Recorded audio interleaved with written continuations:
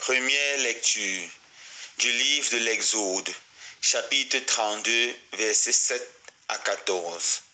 En ces jours-là, le Seigneur parla à Moïse. Va, descends, car ton peuple s'est corrompu, lui que tu as fait monter du pays d'Égypte. Ils n'auront pas mis longtemps à s'écarter du chemin que je leur avais ordonné de suivre. Ils se sont fait un veau en métal fondu et se sont prosternés devant lui. Ils lui ont offert des sacrifices en proclamant: Israël, voici tes dieux qui t'ont fait monter du pays d'Égypte.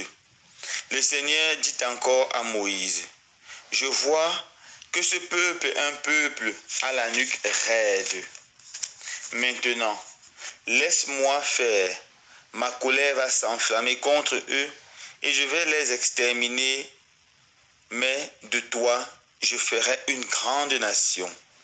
Moïse apaisa le visage du Seigneur son Dieu en disant: Pourquoi, Seigneur, ta colère s'enflammerait-elle contre ton peuple, que tu as fait sortir du pays d'Égypte par ta grande force et ta main puissante? Pourquoi donner aux Égyptiens l'occasion de dire: C'est par méchanceté qu'il a fait sortir? Il voulait les tuer dans les montagnes et les exterminer à la surface de la terre.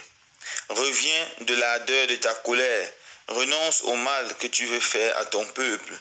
Souviens-toi de tes serviteurs Abraham, Isaac et Israël, à qui tu as juré par toi-même. Je multiplierai votre descendance comme les étoiles du ciel.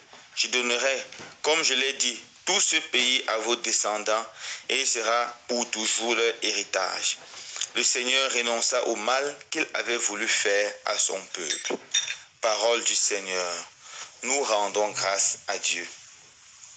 Chers frères et sœurs bien-aimés, dans la première lecture de ce jour, nous voyons le peuple de Dieu dans le désert, en route vers la terre promise. Notons tout d'abord que ce peuple a duré pendant plus de 400 ans en esclavage en Égypte. Au cœur de leur misère, ils ont crié vers Dieu et Dieu a envoyé Moïse pour les libérer. Et le chemin vers la terre promise n'était pas du tout facile. Ils ont rencontré plusieurs obstacles et devant ces obstacles, ils ont récriminé contre Dieu. Ils se sont mis à se plaindre. Lorsqu'ils n'avaient pas à manger dans le désert, ils se sont plaints et Dieu leur a donné la manne, nourriture qui venait du ciel. Lorsqu'ils n'avaient pas d'eau, ils se sont mis à se plaindre, à maudire même Dieu qui les a libérés.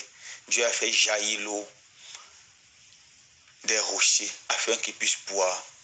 Lorsqu'ils ont rencontré les peuples étrangers qui les faisaient peur, Dieu a combattu pour eux et ils ont été victorieux. Mais très rapidement, ils ont oublié le bien que le Seigneur leur a fait.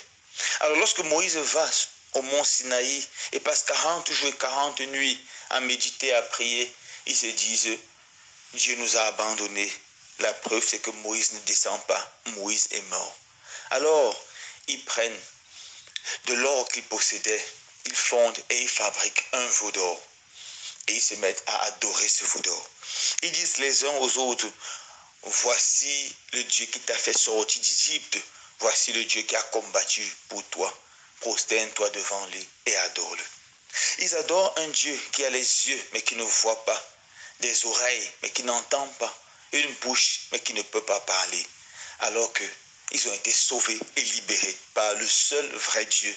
Le Dieu qui voit, qui parle, qui entend, qui aime son peuple, qui accompagne son peuple, qui sauve son peuple. Ils n'arrivent plus à contempler ce bon Dieu. Et finalement, ils adorent cette idole. C'est ça, l'idolâtrie. L'idolâtrie, c'est remplacer le vrai Dieu, le seul vrai Dieu, par quelque chose d'autre. Adorer ces choses. Et l'idolâtrie vient justement dans un contexte où on se sent abandonné par le vrai Dieu, où on ne voit plus le vrai Dieu. Alors on commence à adorer n'importe quoi. Alors mes frères et sœurs bien-aimés, nous sommes déjà bien avancés dans cette période du carême. Il est important pour chacun et chacune d'entre nous de s'arrêter, de te poser cette question. est-ce que j'adore seulement Dieu ou est-ce que je me suis fait également un veau d'or? Le premier commandement que le Seigneur donne à son peuple à travers Moïse au mont Sinaï est celui-ci. Je suis le Seigneur ton Dieu. Tu n'auras pas d'autre Dieu que moi. C'est pour ça que le plus grand péché en Israël, c'était le péché de l'idolâtrie. Adorer un faux Dieu. Mettre sa foi ou son espérance en une personne, un objet ou quelque chose autre que Dieu. Voilà un péché grave. Et aujourd'hui encore, mes frères et sœurs bien-aimés, l'idolâtrie reste un péché grave, extrêmement grave. Un péché qui nous éloigne de Dieu. Un péché qui nous prive de la grâce et de l'amour. Qui nous prive de la grâce et de la puissance salvifique de notre Dieu. Alors, quel est ton veau d'or? Pour certaines personnes, le veau d'or, ce sont ces petits charlatans, ces petits marabouts qu'ils appellent souvent Kamsi, que moi j'aime toujours appeler Kamsata, qui sont à leur côté. Ils ont besoin d'aller consulter ces gens avant de faire n'importe quoi. Ils veulent changer de maison, ils doivent aller demander, est-ce que c'est la maison que je dois prendre? Ils veulent chercher un travail. Ils vont d'abord chez ces gens-là pour poser la question. Leurs enfants veulent se marier, ils doivent aller là-bas. C'est celui-là qui est leur Dieu, qui leur dit ce qu'ils doivent faire, ce qu'ils ne doivent pas faire. C'est parce qu'ils vivent dans la peur.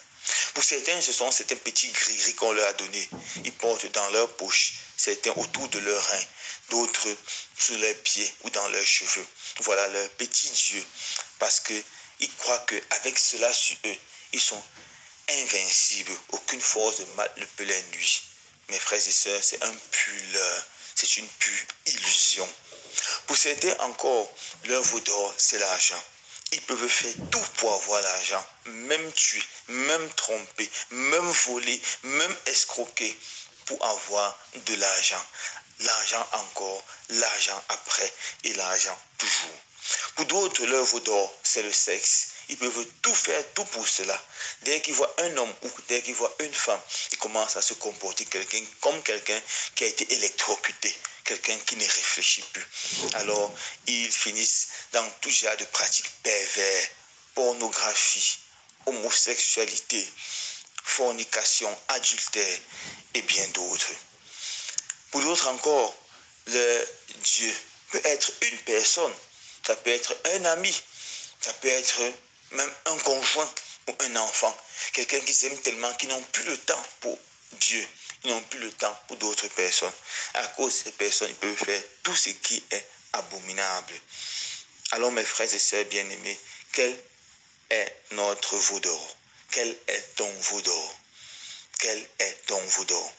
Que le Seigneur donne la grâce de pouvoir identifier notre veau d'or et de pouvoir le détruire afin d'adorer Dieu et Dieu seulement. Loué soit Jésus-Christ.